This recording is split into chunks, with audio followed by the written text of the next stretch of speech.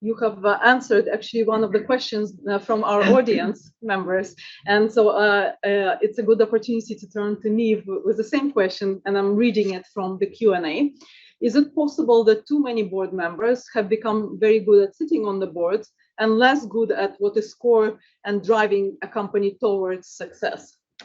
Yeah, no, really interesting question. And where we see that manifest itself in our world in the board papers is when the board members, when either there are too many subject matter experts or there are not enough subject matter experts. Because if you have too many subject matter experts, then that is driving the conversation, driving the sort of information that they request down one quite narrow, very specific, often quite operational route.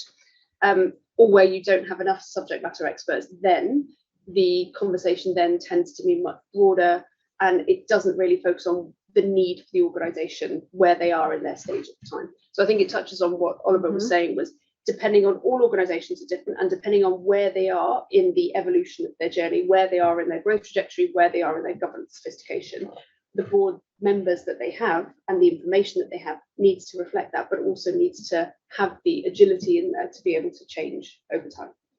Thank you. I particularly like this next question from the audience. I will go to Monica with that.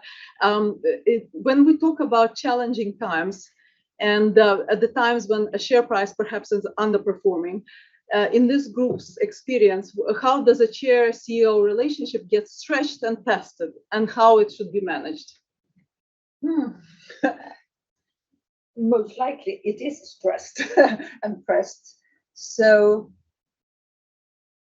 what, actually I had the discussion the other day, it's taking a step back together. I think it's even more important to work as a team and to find a common agenda, to look at priorities, everything else on hold, put on hold, and focus on what really matters.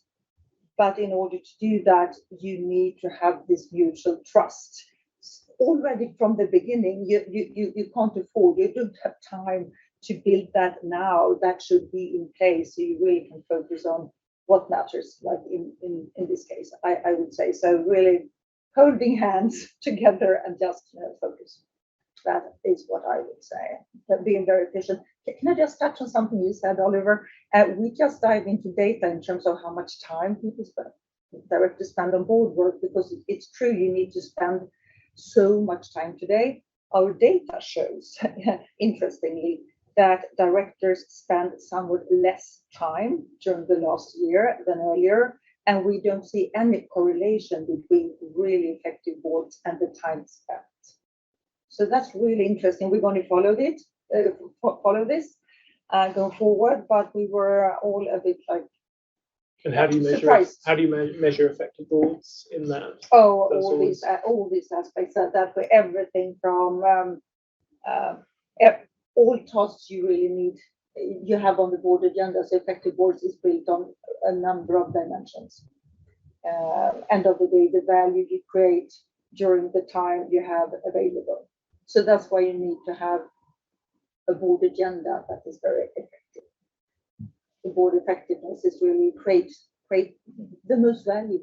But as measured by the exec, as measured by the non-exec? We measure how much time different people put into the board work. And then when we take all dimensions together, we get a BoardClic value score, basically measuring effectiveness.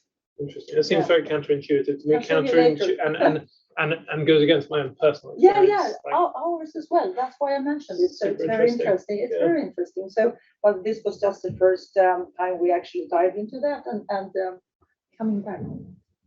Interesting. Yes. Thank you.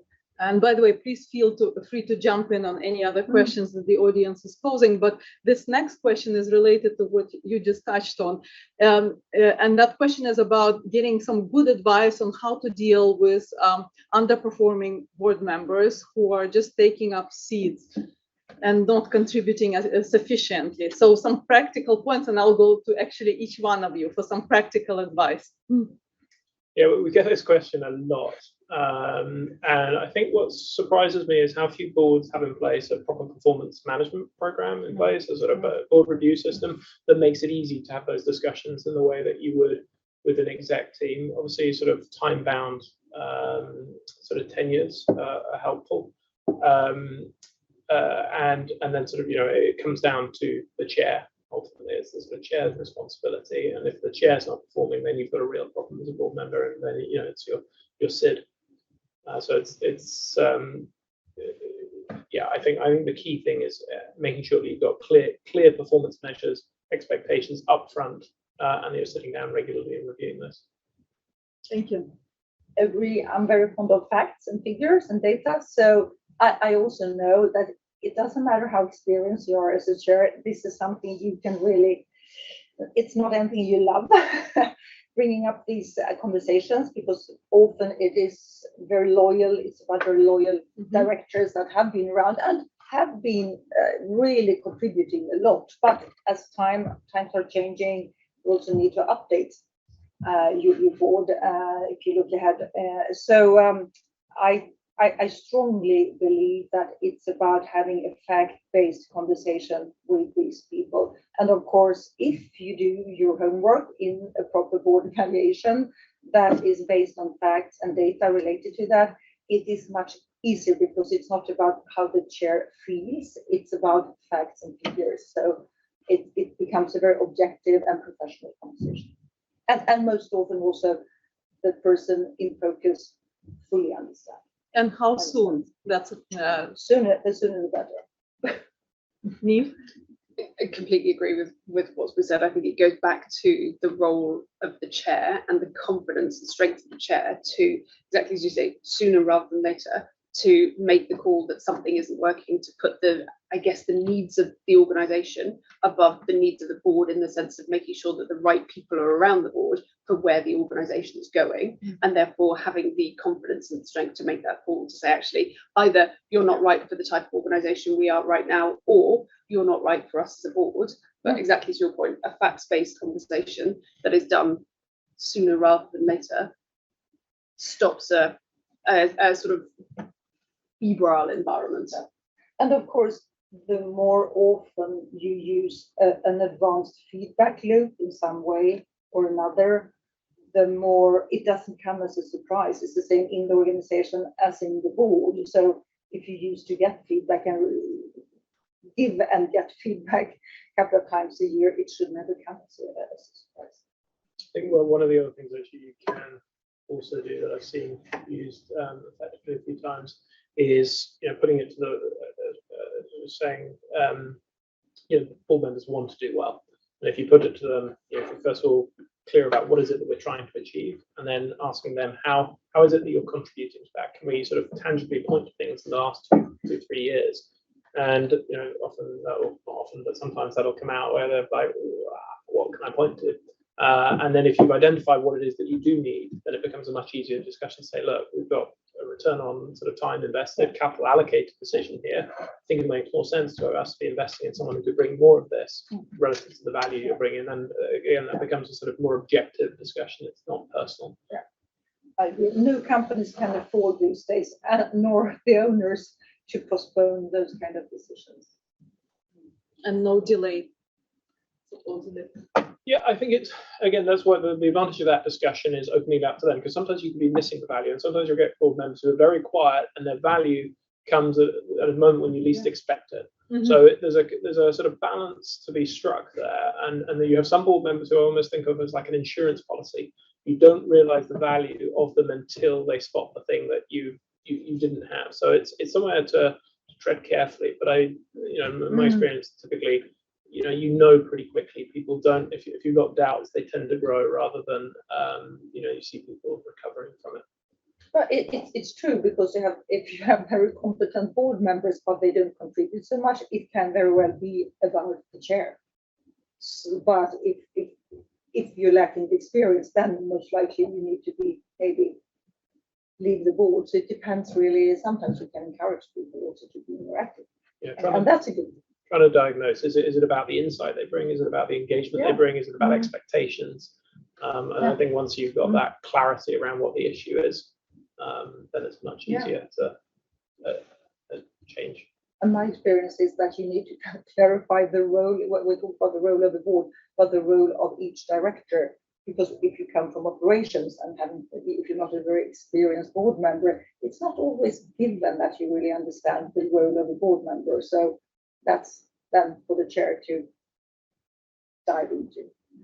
And often you see board members actually very uncomfortable about raising this, that someone else is not, not at it, pulling their weight. And one way actually I have talked to chairs about doing this is, you have a sort of positive balloon debate, like if we can only keep 2 or 3 of our board members on, who are the 3 that you would keep on?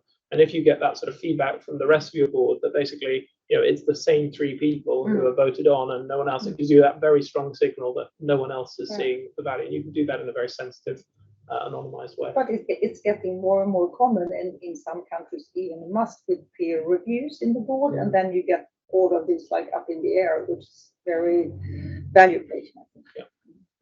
Thank you for this unique perspectives, and it just underscores that governance is not a science, it's an art. And therefore, this outcomes-based approach, as opposed to the rules-based approach, is so critical. And this next question from the audience is about aligning short-term and long-term objectives. It's about how does a good board manage investors' expectations against what might be best for the more short-term and what might be best for the long-term growth of a company. And the two are not always aligned. Niamh.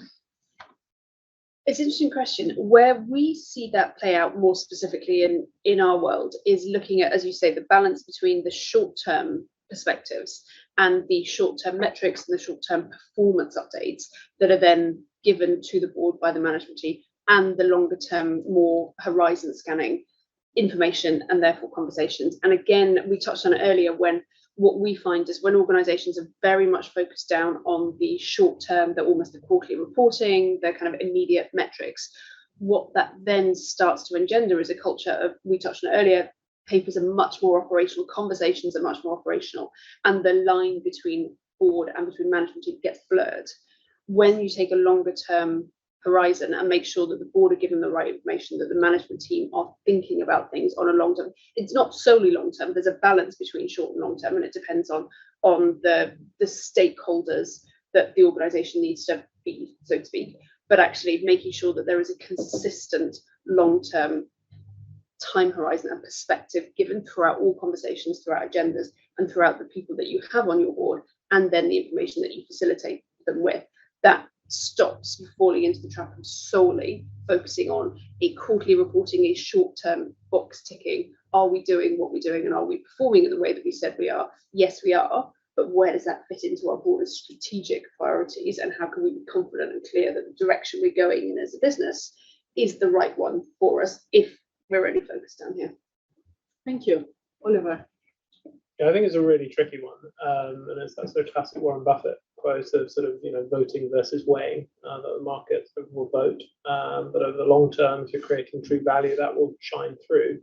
And how do you balance that? I mean, the best businesses that I see, the ones who tend to manage expectations. I mean, BoardClic is a good example in that front, in that they limit the amount of emphasis that they place on those short-term reports. And I know from my own experience as an investor, I used to spend a lot of time worrying about projections, and now as a sort of CEO, I'm not thinking about the short term at all. I'm thinking about other things in the long term, and it's a long-term trajectory that will really affect whether you're winning or not. So I think for boards, they've got to live within the some of the constraints that they're placed under, but I would always be pushing people to focus on that long term.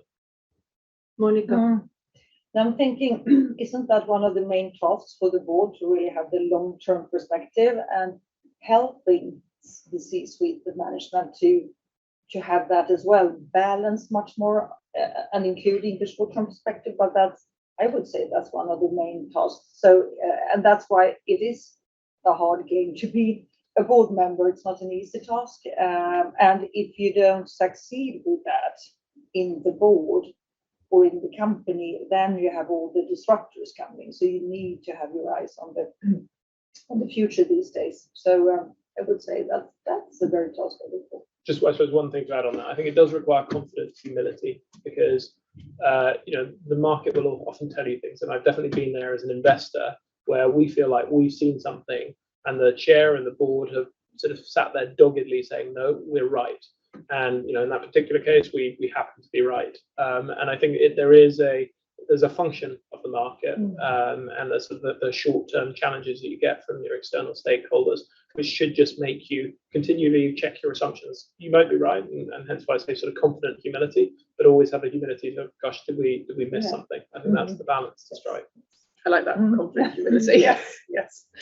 Actually, right. talking about qualities, there is a question here about how do you make sure that the true qualities of individual board members shine through, and the qualities such as ideas, motivation that drives them, and how does that shine through, especially in the regimented process of running a PLC board?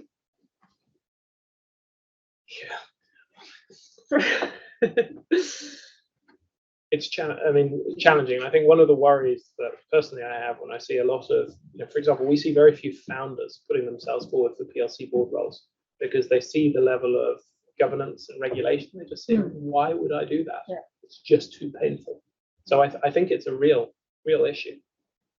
We track that actually, how the board members are seeing if the board leverages their competencies, or why they came into the board or onto the board. I don't have the data here now, but it's a very interesting question. And I also know for sure, having been a recruiter earlier, that it's hard to give return on your like bring your competencies into the board sometimes, because the board itself is not mature to receive what I come with, especially when you have a specific experience in digital. It's not that specific these days, but used to be. So shine through. I think that's also the very task for the chair to get everyone involved and engaged in the board and in the tasks at hand, actually. I think that's the role of the chair. Thank you. Yeah, I would agree with that. Absolutely the role of the chair, and almost the subtle role of the chair in knowing and understanding their board members and what they can bring, and then allowing not just the time in the meetings, but allowing when they look at their board agenda, be that the current meeting, be that over the next 6, 9, 12 months, making sure that it's structured in a way that allows each of the board members to bring their own, be it specialist knowledge, be it their own unique take and insight, to bear in the conversations. But I think absolutely right, it goes back to the role and the ability of the chair to understand their board members and B, spot when they're not able to shine as much as they would like. Because it's a fact these days that if you don't, if you can't leverage your experience and your competence, directors leave. They are leaving the board because a really good and skilled director have many options. So if you don't nurture the people you recruit to the board, as you're building on that, we had a great guest on our podcast recently called Owen Eastwood, who's a performance coach and worked with the New Zealand All Blacks and Manchester City Football Club, all these different high-performing teams. And he's written a book called Belonging, which is all about how do you create a sense of belonging in a team. He was talking about it in a board context, and how often you'll hear people say, well, we'll give them 12, 18 months to get up to speed. His point was actually 18 months of not contributing, that's not high performance. You need people to be contributing from the get-go. And how do you as a board create that sense of belonging so that people's personalities can come to the fore? And particularly when you're thinking about board members from diverse backgrounds or underrepresented backgrounds, often they will not be made to feel welcome in those boards. And again, it goes back to the chair to be really thinking about, how do you create that space so that they can flourish? Thank you. And then final question, I thought it would be great to wrap up with this. It's a question from a new COSAC, so congratulations, whoever you are. And this person is asking for 3 pieces of advice, or several pieces of advice, to give them some practical tools to run high quality meetings. So to ensure the contribution, I presume, to underscore effectiveness of decision making in the boardroom, and deliver the outcomes that are expected. A few key final pieces of advice to our practitioners in the audience. I think preparation is everything.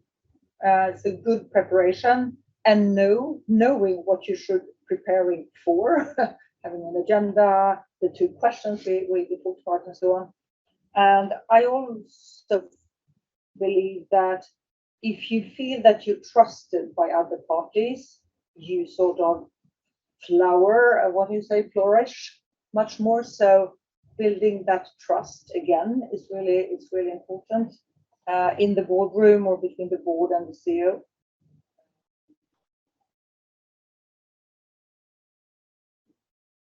I come back with this everything.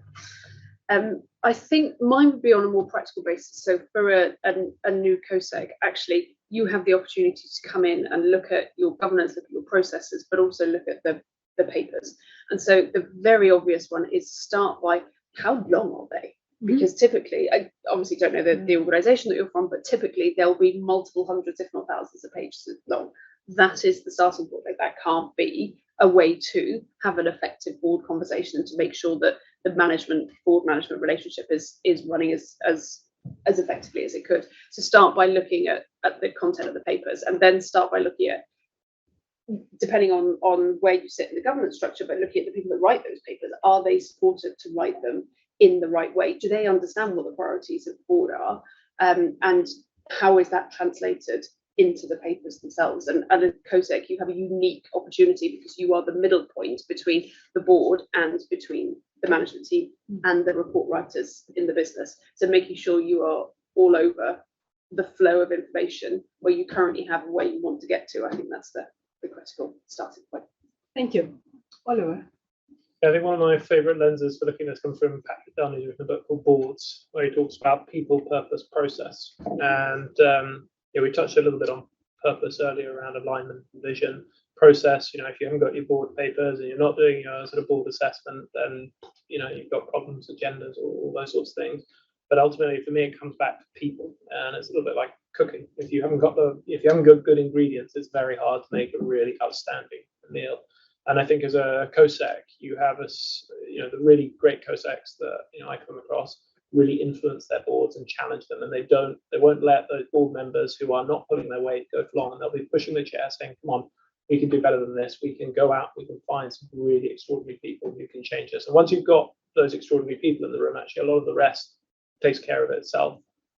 So for me, it would come back to that, people, making sure that as a COSEC you're influencing boards to cast the net wide from the very best. It's all about continuously raising the bar, and that's what you also. Thank you. I would like to thank our audience, and I would like to thank our panelists for your practical insights into what it takes, not just to bring the right competencies into the boardroom, but also to maximize their input and to build a real effective outcomes-focused governance. Thank you so much from the London Stock Exchange. And as a reminder, this session will live on Spark Live, and you can rewatch it at your convenience. Have a nice day.